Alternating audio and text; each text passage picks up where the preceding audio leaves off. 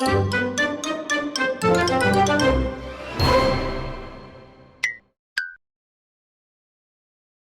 mừng các cậu đã quay trở lại kênh Way to Way Cartoon với series We Bear Bears. Trong những video lần trước, chúng ta đã nêu ra những sự thật về Ice Bear với hơn 1 triệu lượt xem trong vòng 1 tháng. Ngoài ra, còn sự thật về Panda và cả Chloe nữa. Vậy thì không có lý do gì chúng ta không có video sự thật về Grizzly phải không nào? Hôm nay là ngày 22 tháng 10, vậy trong video lần này, Way to Way sẽ nêu ra 26 sự thật về Grizzly, hay còn gọi là gấu xám. Let's go! Sự thật thứ nhất, gấu xám là anh cả trong 3 anh em nhà gấu, to đầu nhất, năng động nhất, nghịch ngợm nhất. Nhưng dù vậy, gấu xám luôn cố gắng tỏ ra mình là một người anh cả mạnh mẽ và đáng tin cậy, mặc dù cậu ta không giỏi việc này cho lắm. Điều thứ hai, gấu xám sinh ra và lớn lên tại khu rừng mà 3 anh em nhà gấu hiện đang sinh sống, nhưng không ai biết được bố mẹ gấu xám là ai và tại sao cậu lại bị bỏ rơi như vậy. Cụ thể hơn, cậu được tìm thấy khi mắc kẹt ở trên cây cao và cũng không hiểu cơn gió nào đã thổi cậu bay lên tận ngọn cây và mắc kẹt ở trên đó. Rất may, cậu đã được đám lính cứu hỏa giải cứu kịp thời. Điều thứ ba, gấu xám dù là anh cả, nhưng xét về chiều cao thì gấu xám không phải là cao nhất. Cậu ta chỉ cao hơn gấu trúc và khá thấp so với em út gấu trắng. Nếu xét về độ béo mập thì may ra ông anh cả này mới ở vị trí số 1. Điều thứ tư, gấu xám là một chú gấu khá tăng động, ồn ào và nói nhiều so với hai người em còn lại của mình. Thế nhưng nhờ có sự ồn ào và náo nhiệt đó mà gấu xám hiển nhiên trở thành chú gấu thân thiện nhất trong cả 3 chú gấu. Cậu ta có thể kết bạn với mọi người dù họ là ai đi chăng nữa. Tuy nhiên, những hành động của gấu xám đôi khi hơi lố khiến cho mọi người cảm thấy như cậu ta không được bình thường cho lắm. Điều thứ 5, giống với Panda cũng thích sống ảo và luôn muốn đăng bài lên mạng xã hội, gấu xám cũng rất muốn được nổi tiếng trên internet, cho nên cậu ta thi thoảng quay những video hết sức nhảm nhí để đăng lên mạng với hy vọng nhiều người sẽ xem nó. Tuy nhiên, nhân vật chính trong những video nhảm nhí đó không phải là cậu mà là cậu em của mình, Panda, một người cũng thích sống ảo nhưng không phải là dạng này. Điều thứ 6, mặc dù ông anh cả gấu xám đôi khi hơi trẻ trâu và cũng rất nhút nhát, nhưng trong tập 14 phần 1 Brother Up, ta thấy gấu xám đã cứu một bàn thua trông thấy cho hai đứa em của mình khi cậu đã xuất hiện kịp thời và đánh đuổi bầy sói, rất ra dáng một người anh cả phải không các cậu? Điều thứ 7, cũng trong tập 14 phần 1 Brother Up, gấu trắng có thể phát ra tiếng gầm cực kỳ khủng khiếp, không chỉ to mà còn cực kỳ đáng sợ. Mặc dù tiếng gầm không giống loài gấu xám trong tự nhiên, nhưng nó lại rất hữu ích khi đuổi lũ sói chạy đi. Điều thứ 8, sự thật này khá là xấu hổ đối với gấu xám, đó chính là cậu ta siêu bừa bộn. Căn phòng gấu xám cảm tưởng như một mớ hỗn độn vậy. Thậm chí, đôi lúc gấu xám nhà ta còn coi thường việc vệ sinh cá nhân và bỏ lơ chúng. Điều thứ 9, gấu xám có khả năng trèo cây cực kỳ tuyệt vời. Trong thời gian ngắn, cậu ta có thể leo lên cây một cách dễ dàng. Đây cũng có thể là lý do mà gấu xám mắc kẹt trên ngọn cây cao hồi nhỏ, leo lên được nhưng lại không thể xuống được. Trong tập 6 phần 1 Everyday Bears và tập 8 phần 1 Primal, ta thấy khả năng leo trèo của gấu xám thực sự đỉnh cao. Cháu nó có thể dễ dàng leo lên ngọn cây trong một thời gian siêu ngắn. Điều thứ 10, gấu xám có một cái bụng không đáy. Trong tập 7 phần 1 Burrito, gấu xám đã ăn gần 30 cái burrito trong vòng 15 phút. Điều này cho thấy gấu xám có thể ăn nhiều hơn cả Panda lẫn Ice Bear với ít thời gian hơn. Ngoài ra, Chloe đã từng nói trong bài thuyết trình của mình về những con gấu rằng dạ dày của gấu xám là một hố đen, không có giới hạn dành cho thức ăn. Điều thứ 11, giống như Ice Bear, gấu xám sở hữu một cái mũi cực kỳ thính.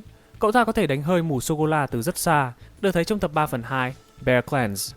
Điều thứ 12, gấu xám có khả năng nói một vài thứ tiếng của các loài động vật khác, ví dụ như tiếng thỏ được thấy trong tập 30 phần 3 Bunnies, tiếng chim bồ câu được thấy trong tập 31 phần 3 Pigeons. Thậm chí, cậu ta còn nói được cả tiếng rơi. Điều thứ 13, theo như gấu xám, tính theo tuổi của gấu thì cậu ta 7 tuổi, còn tính theo tuổi của người thì gấu xám 45 tuổi. 45 tuổi lận, thế mà tính cách như một thằng trẻ trâu, hay thích đi giao du hoặc cà khịa người khác. Điều thứ 14, gấu xám thổi kèn rất giỏi. Ý tớ là thổi kèn harmonica một cách khá thành thạo kể từ khi còn bé.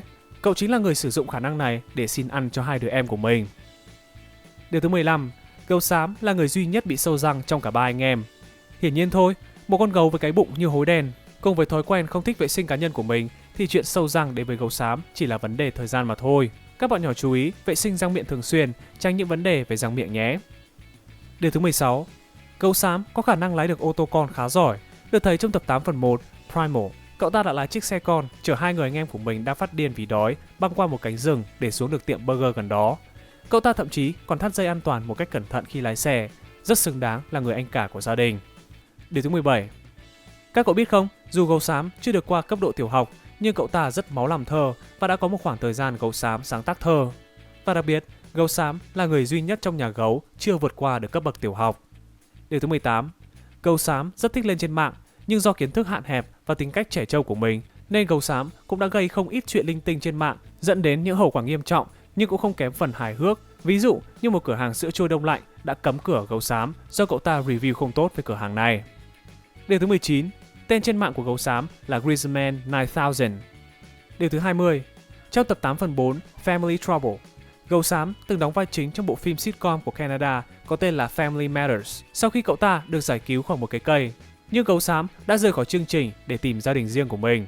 Theo như tập này, và dựa trên hoàn cảnh của gấu xám thì có vẻ cậu ta đến từ Canada. I drove her away. I can't even look at myself in the mirror because all I see. Điều thứ 21. Khi gấu xám được nhận nuôi trong tập 22 phần 1 Pet Shop, nhờ kế hoạch cải trang và tự PR bản thân của mình, cậu ta đã được đặt tên là Spike. Sở dĩ cái tên đó được đặt cho gấu xám vì cái tai giả cậu đeo trên đầu. Điều thứ 22. Gấu xám có một cái chăn màu xanh rất quý giá đối với cậu ta. Mỗi khi cậu ta có cái chăn trong tay thì gấu xám sẽ ngay lập tức cuốn nó quanh người, như trong tập 2 phần 1 Viral Video hay trong tập 24 phần 1 Cupcake Job. Thói quen này có lẽ là do một phần quá khứ của gấu xám bị bỏ rơi và được giải cứu bởi lính cứu hỏa. Điều thứ 23. Gấu xám là một con người rất thích hoạt động và chơi thể thao. Sự năng động kết hợp với khả năng ăn không giới hạn của mình khiến cho gấu xám có một sức khỏe siêu phi thường. Trong tập 1 phần 2 Yard Sale, cậu ta đã dễ dàng dùng nắm đấm của mình để đấm hỏng cả hòm thư bằng kim loại và thậm chí chặn cả một chiếc taxi đang chạy bằng tay không. Trong tập 1 phần 3 Grizzly the Movie, bộ phim của gấu xám đã bị đổ bể và Andy bị trôi vùi bên dưới. Gấu xám đã nhấc cả tảng đá lớn và cứu Andy. Mặc dù khỏe như vậy, nhưng từ đầu tới cuối, gấu xám vẫn trung thành với cái bụng tròn của mình. Chỉ duy nhất trong tập 33 phần 4 Fire, do gấu xám phát cuồng vì công việc cứu hỏa, đến nỗi cậu ta sở hữu cả 6 múi ở bụng. Điều thứ 24. Theo nguồn tin từ tác giả của We Bare Bears thì tính cách và giọng nói của gấu xám được xây dựng dựa trên đặc điểm của nhân vật Jake the Dog trong series Adventure Time. Không chỉ có gấu xám mà còn khá nhiều điểm tương đồng khác giữa hai series. Ta còn được thấy các nhân vật của Adventure Time xuất hiện loáng thoáng trong một vài tập của We Bare Bears. Cụ thể là tập 18-19 phần 4 Charlie's Halloween Thing phần 2. Điều thứ 25. Không chỉ có Jake the Dog mà gấu xám còn được so sánh rất giống với tính cách của nhân vật Star Butterfly trong series Star vs. The Forces of Evil. Đều rất phởn, tăng động, tích cực, phá hoại, thích kết bạn và hay gây rối với mọi người, thích giao du và kết hợp. Có lẽ đây cũng là cảm nhận của riêng tớ, không chỉ của các fan, khi là một trong những người đã xem cả hai series. Và sự thật thứ 26, sự thật cuối cùng và cũng là sự thật buồn nhất của gấu xám. Cậu ta là người duy nhất trong ba anh em chưa có mảnh tình vắt vai.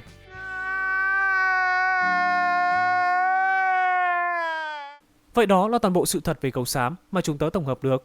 Nếu còn thiếu sự thật nào khác, các cậu có thể comment phía bên dưới để tớ biết nhé. Cảm ơn các cậu đã theo dõi video này và xin hẹn gặp lại trong những video lần tới. Way to Wear out.